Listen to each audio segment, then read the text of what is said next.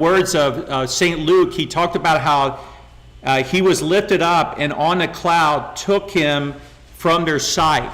Now, sometimes we think about the ascension as Jesus separating himself from us, but that cloud, that's a key here, a cloud took him away. And if you know a little bit even about the Jewish history, the cloud always reminded them of God's presence.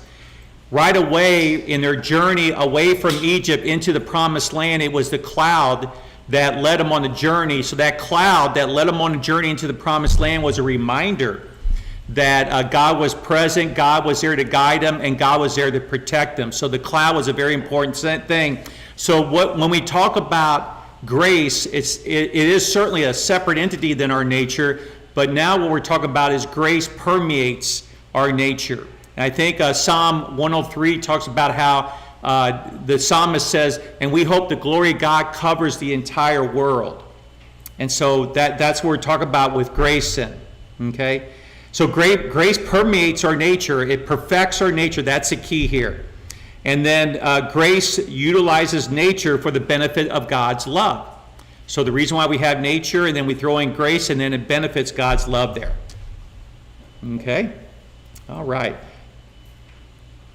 And then I love the Baltimore Catechism. It says, why did God make you? And then the answer is, God made me to know him, to love him, and to serve him in this world, and to be happy with him forever in heaven.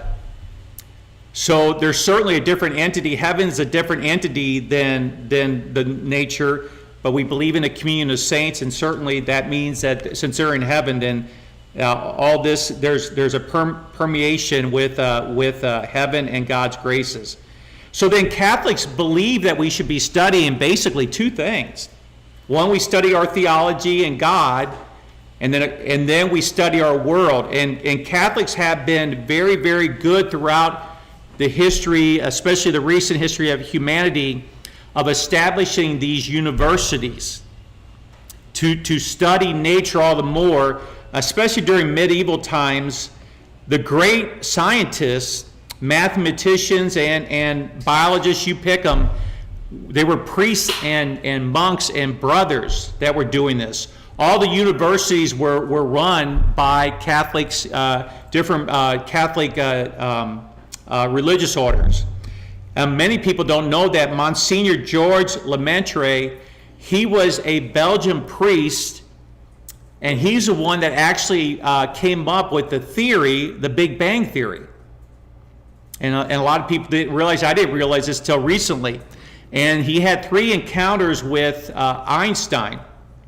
Einstein thought he didn't agree with him. And then on the 3rd visit, they went out to California. By the way, Monsignor Lemaitre, he died in 1966. And then they had before he died, he and Einstein were out in California giving this lecture, and the Monsignor was called to demonstrate his belief in the Big Bang Theory, that the world started at a specific time and it's been expanding ever since. And after Einstein heard all the data that Monsignor Lemaitre gave to the audience, Einstein became convinced about the theory of the Big Bang Theory. The issue is it's still a theory, but it's certainly a plausible theory there. So we as a church do not believe in a separation of science and religion. We believe that the two are very much together, and the more we understand our nature and the world around us, the more we understand God. And so tonight we're going to talk about the power of habit, and we're going to delve in a little bit into the nature of marriage. Now I'm going to give you an amateur definition of what happens in our, did I say nature of marriage, brain, and I'm going to give you an example. But so the goal of this is the more we understand nature, the more we understand then God's graces, and we actually help God's graces. There's in the catechism, the Catholic Catechism of the church there in paragraph 2002, there's a beautiful statement. It says, God's free initiative, so God's graces is free, it's free. So God's free initiative demands man's free response. And that's what we're all about here, is we're trying to figure out how do we respond. And since we're in nature and we are nature, then we need to understand nature better and ourselves better in order to respond better to God's graces. So that's what this is all about. And there's an axiom that many people have heard of: work smarter, not harder. And then the more efficient we respond, the more we know about the nature, the more we'll be more efficient with God's graces. So, for example, as a priest, I'll be celebrating 25 years actually here real soon. And as a priest then, we hear confessions and we hear about people struggling against their broken nature. And I'll give you an example. One of the big ones that I hear a lot is about guys struggling against their broken nature in areas of sexuality. And one of the things I try to do is with them is try to work smarter, not harder, and battling smarter and not harder in terms of the this issue. You got to be smart about this, and that's what we're going to dive into a little bit here. And so we want to understand our nature all the more, and it helps that we have each other, help each other understand our own nature too. So I'm going to give you a brief amateur look at this, and then the last thing I want to share with you too before we get into this too is all this is tied into freedom too, and we'll summarize at the end the issue of grace and freedom.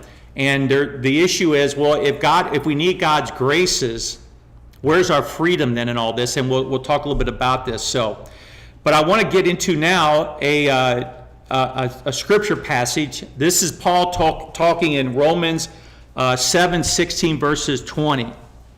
He says, "For we know that the law is spiritual, but I am of the flesh, sold into bondage to sin. For what I am doing, I do not understand. For I am not practicing what I would like to do, but I am doing the very thing I hate. But if I do the very thing I do not want to do, I agree with the law, confessing that the law is good. So now, no longer am I the one doing it, but sin which dwells in me. For I know that nothing good dwells in me, that is, in my flesh, for the willing is present in me, but the doing of the good is not." The willing is good, but the spirit is what's where you do here? The spirit is willing, but the flesh is not. So that's where that comes from there. Okay? "For the good that I want, I do not do, but I practice the evil that I do not want. But if I am doing the very thing I do not want, I am no longer the one doing it, but sin dwells in me." And then the last thing the other passage I want to get to, this also comes from Romans 5:20, where sin abound, grace abounds all the more. So again, the Catholic belief has always been study the nature of things. Now, how do we do this? And that's very important. So let me give you an example of the nature of things. So let's use an example that's kind of off the wall, because it is about a wall. Let's say we walked up to a very high wall and a concrete wall, and we want to exercise our freedom, and we pray to God for graces. God, give me the grace to go around this wall. I got to go to my family or whoever's on the side of the wall. I need to help. Use your imagination. So give me the grace to be on the other side of the wall. Now, if we don't know the nature of things, if we don't know the nature of the wall, we can say, God, give me the grace to go through the wall. Well, that would be silly, because the nature of things is we cannot walk through the wall. It's too thick, and we're made of matter, and matter cannot go through matter. So if we want to pray for God's graces, God, give me the graces maybe to go over the wall or to go around the wall. Give me the strength to go around the wall, whatever it is. But we have to know the nature of things in order to have God's graces fully actualized in us. And so that's kind of an example of that. Okay, so for right now then, Mike, we like to play that video then. Another video we like for you to watch, and it's basically describes habits and where they are. So Mike, are you ready then? Okay, so if you be patient. Hey smart people, Joe here. What if I told you that the reason you had minty fresh breath this morning was because 100 years ago an advertiser named Claude C. Hopkins was having trouble selling a brand of toothpaste? See, he needed to convince people that brushing their teeth should be a daily routine, and back then it wasn't for most people. In the end, he was able to get half the American public to pick up a new behavior and repeat it every single day and pay money for his toothpaste. How did he do it? By tapping into neuroscience and decoding the awesome power of habits. Habits, we've all got them. You can probably think of a few of your own. I always seem to tap my feet when I'm trying to sit still, and I find myself biting my nails whenever I'm focused on reading or watching a movie. I don't consciously think about doing these things. It's because I've done them so often, they become a habit. We know habits as things we do automatically, tasks we do subconsciously, like walking or high-fiving. There's tons of things that technically count as habits, and they can be good or bad. So why do we form habits? And how do we learn new ones or unlearn old ones? If you take the same path to school or work, then you likely have that pathway burned into your brain. You can probably walk it without even paying attention. Habits are built in a similar way. New neural pathways are formed when you repeat a behavior. And the more that a brain circuit fires, the easier it becomes for our brain to do whatever that circuit controls without conscious thought. Think back to how you learned how to ride a bike. At first, riding a bike is tough. You've got to learn how to pedal and balance and turn all at the same time. You have to consciously think about each action. This happens in an area of your brain called the prefrontal cortex, the part associated with complex thought. But eventually, after you ride enough, you no longer have to think consciously about each individual action. Riding a bike has become a habit, and now it's controlled by different parts of your brain. One area involved in habitual behavior is the striatum, which actually releases chemicals that inhibit the complex thinking part of your brain for that task. This is your brain being efficient. By turning down your brain's thinking requirements for, say, bike riding, it's free to think other things, like how exactly do igloos keep you warm? Let's go back to Claude Hopkins and his toothpaste scheme. Claude realized habits have three key ingredients: a cue, a behavior, and a reward. A cue is something that triggers a behavior, like how the alarm clock. So we had to cut back on the video there, so welcome back then. So now I would like to do a amateur description of what happens as far as our brain and everything else. And so at the base of our brain, in the very center of our brain, is this gang of neurological organs called the basal ganglia. It's a gang. I always call it basal ganglia. It's a gang of neurological functions. And basically what they're designed to do is to capture coded behaviors that we do in our lives, and then whenever we want to do that behavior, instead of running it through our entire brain, it just goes right away. So for example, once we get the code, when you teach a child how to tie his shoe or her shoe, then his basal or her basal ganglia will code it, and then the child will just jump in and tie the shoe like you and I did this morning. We tied our shoes without even thinking about it.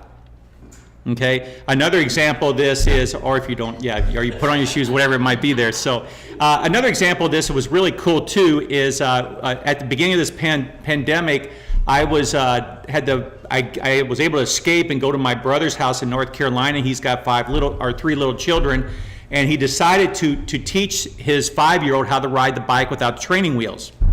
So off came the training wheels, and my brother Scott you know how they do it. You get in grass and you have a little slight downhill, and then you run with the child, and then eventually you let go, and little Isabella, the 5-year-old, was able to go about 20 yards, and then all of a sudden she realized what was happening, and then over she went, and then we did it again, and all our fathers have been through that process before.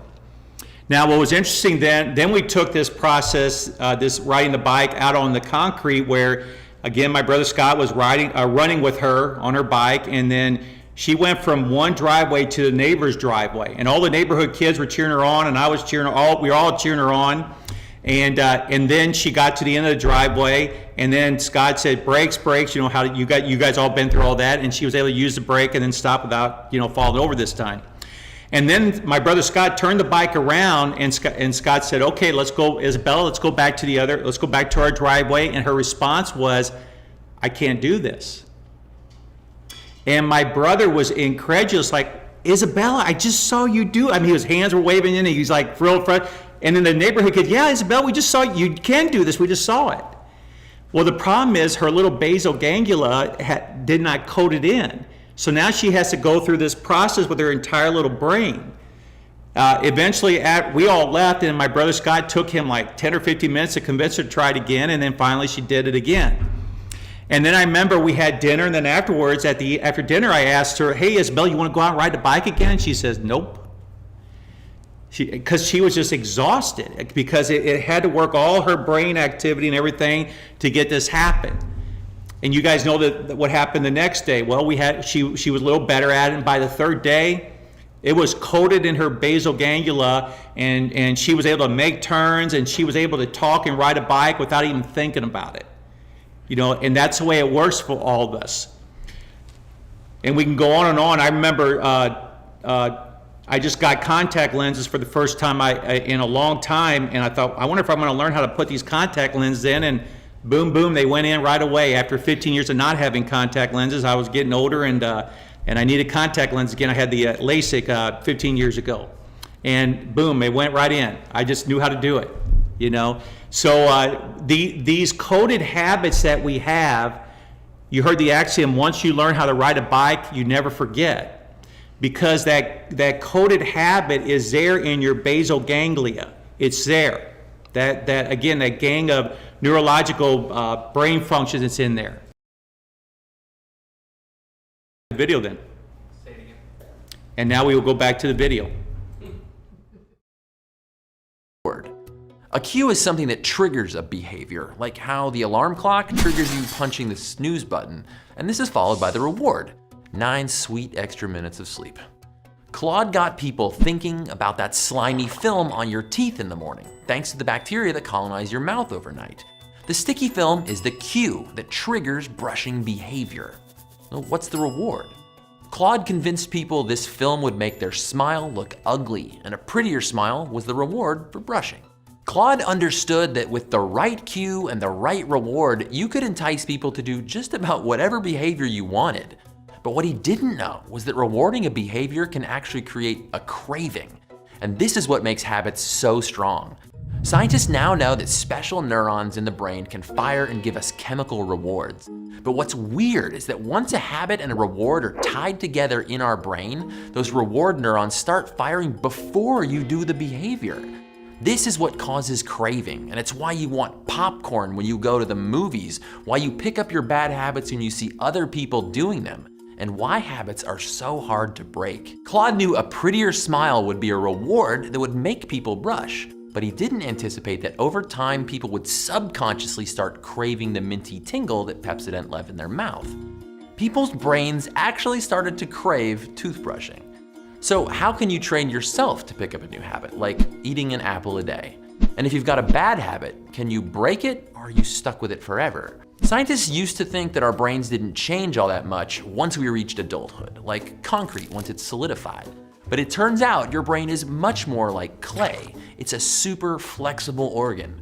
The chemistry of your brain is constantly changing as you go about your day, in response to everything from learning to moving to hunger.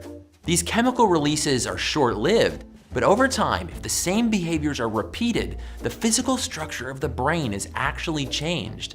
You create new neural pathways. And because the neural network has changed, so does the way the information flows. When a behavior is repeated often enough, a habit is formed. There's this famous idea that a new skill is learned by putting 10,000 hours of work into it. But it's not that simple. The amount of time differs hugely between tasks and between people. What's for sure is that when it comes to making a habit, whether it's learning guitar or meditation, there's simply no substitute for repetition. The reason bad habits are so hard to break is because you've literally woven new neural networks into your brain. That doesn't go away overnight. So give yourself a break. And if you're trying to change a habit, know that it's usually best to try and replace bad behavior with a new behavior, instead of just trying to erase the pattern altogether. The good thing is that now you know you have the power to change your brain. It's as easy as brushing your teeth. And if you haven't made it a habit already, stay curious. Hey guys. What? You waited too long. Yeah. That was 2 minutes. 2 minutes and 10 seconds. So we got 2 minutes and 40 seconds left. So now what do we do? Am I gonna put it on? You have to wait for a song or? Well, I don't know. We started. I'm gonna pause mine until you. Alright. Well, we found no more YouTube videos. Regular or